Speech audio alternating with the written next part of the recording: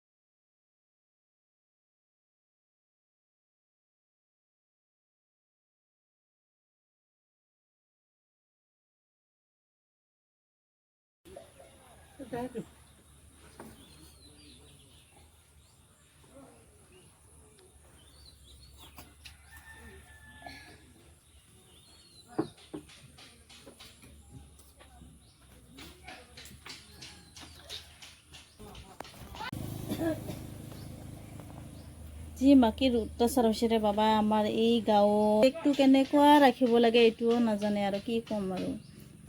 ইমানে লাগে না, যিমানখিনি কামাই কৰিছে ইমানখিনিয়েতো নুকুলাই পইচা।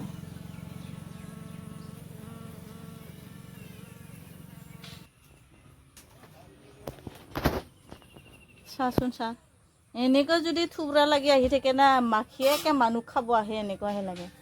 আৰু বহি থাকিবি, বহিলেও ঘৰুৱা মাখি নহয় যে, এইটো আমাৰ ঘৰুৱা মাখি হ'লে কি বুলি কয়, অলপ মানে যদি খেদি দিয়ে বা মাৰি পেলাই, তেনেহ'লেতো আৰু কি বুলি কয়, এইটো নাবাচে। এইটো মাৰি থাক নাই, যিমানে পিদি ওলাই যাওক, একেবাৰে ডিমা চিমা ওলাই যাব, মাথা চেপটা হ'ব, তথাপি মানে উৰি উৰি যায়, আৰু মানে বাচি পেলাই আৰু উৰি যাব।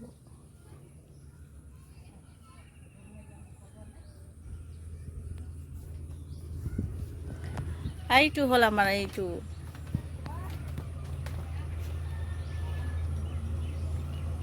এইটো হ'ল আমাৰ এই হাৰামি ফাৰ্ম। ব্ৰইলাৰ ফাৰ্ম নহয় এইটো, কণীৰ ডিমাৰ ফাৰ্ম নহয় এইটো, হাৰামি ফাৰ্ম, হাৰামি। আজিৰ যুগত কোনোবা নিজৰ গাঁৱত ইমান এটা এনেকুৱা পৰিৱেশ আনিব পাৰে না, ইমান বেয়া পৰিৱেশ দেখা নাই দেই। মৰিলেও জাগা নাপাব এইবিলাক মানুহে, যিহেতু ৰাইজক মানে হাৰাশাস্তি কৰি হাতত পেলাই আছে না, সিহঁতে মানে মৰিলেও মানে জাগা নাপাব। এনেকুৱা হ'ব কি, লাষ্টত মৰাৰ সময়ত মানে এইটো স্বীকাৰ কৰিহে মৰিব যে হয়েতো ৰাইজক ইমান অসুবিধা দিছোঁ বুলি, পোকা লাগি পেলাই মৰিব। মইতো খাওঁৱেই দি থাকোঁ, মই পোকা লাগি মৰিব কৈ।